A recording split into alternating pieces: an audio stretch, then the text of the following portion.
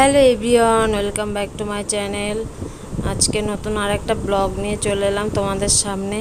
তো অনেকটাই বেজে গেছে। আজকে বিছানা চাদরটা ভাবলাম চেঞ্জ করে দিই, ওই জন্য চাদর নিয়ে চলে এসেছি ঘরে।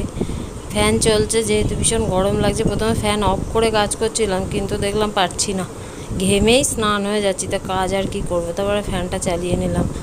তার ফ্যান চালিয়ে দিয়ে এবার আমি চাদরটাকে পেতে নিচ্ছি। আজ 2-3 দিন ধরেই ভাবছি চাদরটা চেঞ্জ করব, সে আর হয়ে উঠছে না।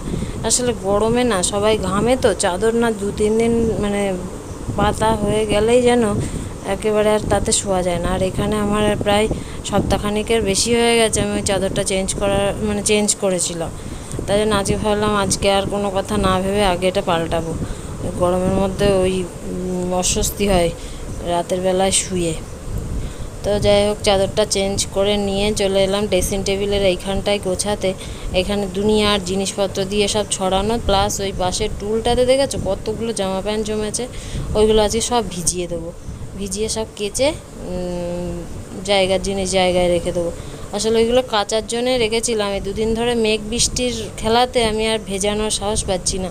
টুকটাক ভিজিয়েছি, কিন্তু সবগুলোর একসঙ্গে পারিনি, যে যদি বৃষ্টি হয় না শুকায়।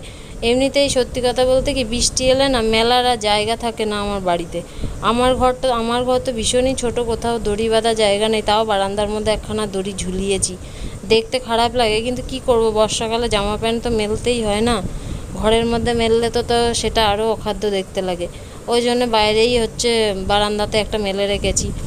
তো আমি দেখো কীরমভাবে ঘামছি, পিঠ ফিট দিয়ে সব ঘাম দরদর করে পড়ছে। কোনো কাজ করা সম্ভব এত গরমের মধ্যে? তো তার মধ্যে যেহেতু বেড়াতে যাব, টুকটাক একটু গোছানোরও ব্যাপার আছে। আমার এখনও কোনো গোছগাছই শুরু হয়নি।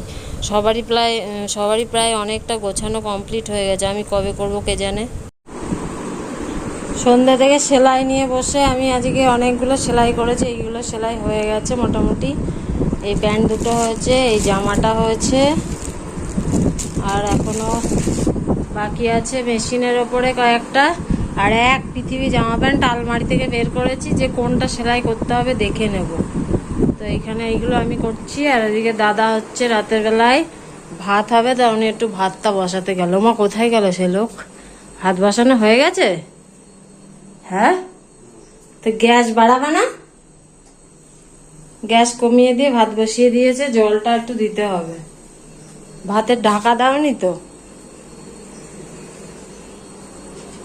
ভাত বসিয়ে দিয়েছে, রাতের বেলা আজ ভাত খাবে। কেননা সকালবেলা মেয়েকে লুচি তরকারি করে দিয়েছিলাম, তো দুপুরে লুচি খেয়েছে। ওই জন্য এখন রাতের বেলা ওই যে আমার চার্জার চুরি করে নিয়ে যাচ্ছে চোর। শুধু আমার চার্জারটা নিয়ে যায়। কেমন ঘোলা ঘোলা লাগছে না ছবিটা? এখন এই প্যান্টটা একটু বাকি আছে সেলাই করা, এটা করব। আর এই শাড়ির পাড়টা হাফ মেশিনে বসাবো, আর হাফ হাতে করব।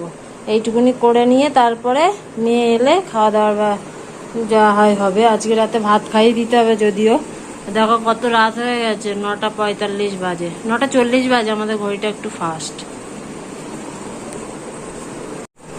প্রতিদিনই তো বিকালবেলায় বেরিয়ে ঘুরে বেড়ানো হয়, আর কোনো কাজ হয় না। ওই জন্য এখন যেহেতু ঘুরতে যাওয়ার দিন চলে এসেছে কাছাকাছি, এবার এই সেলাইগুলো যে আরও যারা যাবে তাদের তো না করে দিতে পারলে প্রবলেম আছে। প্লাস আমার নিজেরও কিছু সেলাই আছে, যেগুলো আর কি 2-1টা জামা টামা কিনেছি, সেগুলো এখনও তোমাদের সঙ্গে শেয়ার করা হয়নি। তো ওই জামাটা একটু সামান্য হয়তো মারতে হতে পারে, সেটা আর আজকে হবে না। আজকে এটা করতে করতেই 10টা বেজে যাবে। তো সারাদিন সেরমভাবে কিছুই ভিডিও করা হয়নি। টুকটাক একটু কাজবাজ প্রচুর ছিল, করেছি, কিন্তু যাই হোক এখন এইটুকুনি সেলাইটা করে নিই, তারপরে আবার পরে আসছি। আজকে দেখো আমি বিকালে ঘুম থেকে ওটা মাথাও আশ্রয়নি, কিছুই না, উঠেই চা খেয়ে মেশিনে বসেছি। অনেকক্ষণ টাইম লেগেছে। ওই একটা জামার তলা কেটে আবার উপর দিক করে সেলাই করেছি। ভেবেছিলাম যে ওটা তোমাদের সঙ্গে শেয়ার করব, যে কেমনভাবে কি করে ওপরে তুললাম, কিন্তু তখন আর ভিডিও করার কথা মনে ছিল না। তো যাই হোক, কি আর করা যাবে, যা হয়ে গেছে। এখন এই বাকি কাজটা শেষ করে নিলেই ব্যাস। মেশিনে বসে সেলাই টেলাই করে সব কমপ্লিট হয়ে গেছে। এবার এইগুলো সব জায়গার জিনিস জায়গায় ব্যাগের মধ্যে তুলে দিয়ে এবার হচ্ছে দিয়ে দেবো। একটা প্যান্ট সেলাই করতে পারলাম না, কারণ ওই প্যান্টের কালারে দেখলাম সুতোটা ম্যাচ হচ্ছে না, ওই কালারের কোনো ধারে কাজ দিয়েই সুতো যাচ্ছে না। তো ওই সুতোটা আবার আমাকে আনতে হবে, তারপরে প্যান্টটা সেলাই করতে হবে। তো রাতের বেলা আজকে একটুখানি দাদাকে বললাম ভাত বসাতে, উনি ভাতটা বসিয়ে দিয়েছে। আমি যেহেতু সেলাই করছিলাম, তো সেলাই টেলাই করে ভাতটা উপর দিয়ে দিয়েছি। দিয়ে ভাবলাম আলুটা না শুধু মাখলে ভালো লাগে না খেতে, যেহেতু শুধুই আলু সেদ্ধ ভাত, আজকে না ডিমও নেই ঘরে যে একটু ডিম ভেজে দেবো বা সেদ্ধ করে নেবো। তো আলু সেদ্ধ দিয়ে ভাত, যেহেতু ডাল আছে, কিন্তু ডালটা রাতের বেলা আর কেউ খেতে চায় না আমাদের বাড়িতে, তাই জন্য ভাবছি যে তাহলে একটুখানি আলু পেঁয়াজ আর শুকনো লঙ্কা ভেজে আলুটা মেখে নেব।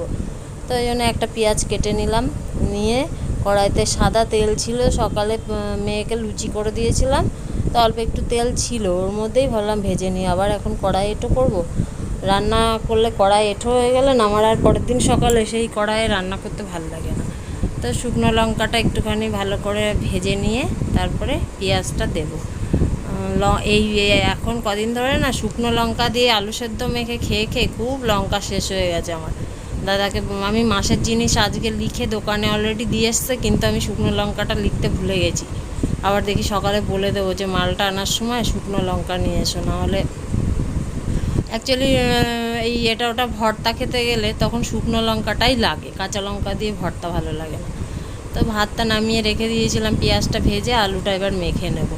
তো এখন তো ভীষণই গরম, আগে হাতা দিয়ে একটুখানি কেটে কেটে, ফ্যান চলছে, ঠান্ডা হয়নি, তারপরে মাখবো। তো ততক্ষণে আমি লবণ দিয়ে লঙ্কাটাকে একটুখানি চটকে নিই। লঙ্কাটা মনে হয় একটু ভাজাটা না কম হয়েছিল, দেখছি ভালো করে মিশলো না, গুঁড়ো গুঁড়ো হয়নি, তাড়াতাড়ি মনে তুলে দিয়েছিলাম। আসলে গ্যাস তো কমানো ছিল, আমি ভেবেছি হয়ে গেছে। তো এখন দেখছি যে মাখতে গিয়ে দেখলাম যে একটুখানি ভেতরে ইয়েটা শক্ত রয়েছে। তো ওই টিপে টিপে কোনো রকমে লবণ দিয়ে করে নিয়ে আলু মাখতে পারছি না, এখন ভীষণ গরম, ফ্যান চলছে, ঠান্ডা হবে তারপরে আলুটা মাখবো। মেয়ে দেরি হবে, আমি ভাবছি খেয়ে নেবো, খুব খিদে পেয়ে গেছে আমার না। মেশিনে বসলে সেদিন যেন আর পেট একেবারে ভেঙে পড়ে আমার, মেশিন থেকে উঠলে খিদের জন্য একদম পাগল হয়ে যায়। তো আর গরম ভাত, ওই জন্য ভাবছি আমি আলুটা মেখে খেয়ে নেবো, তারপরে মেয়ে এলে ওকে তো যে ভাত খাইয়ে দিতে হবে, কোনো কথা হবে না। ওই জন্য ভাবলাম আর বসে না থেকে আমি আলু মেখে ভাতটা খেয়ে নিই, তারপরে ও এলে ওকে খাওয়াবো। সব কাজকর্ম সেরে 11টা 15 বাজে, আজকেও সেই দেরি হয়ে গেল। যেহেতু ভাত হয়েছিল ওনাকে তো খাইয়ে দেওয়া হলো, এই যে এখন বসে বসে নাক পরিষ্কার করছে, নাক পরিষ্কার করে নিয়ে তারপরে শোবে। নাকটা জল সব বালিশে পড়লো তুয়া। তো যাই হোক, আজকের মতন ব্লগটা এখানে শেষ করছি, আবার নতুন ভিডিও নিয়ে কালকে হাজির হব। টাটা।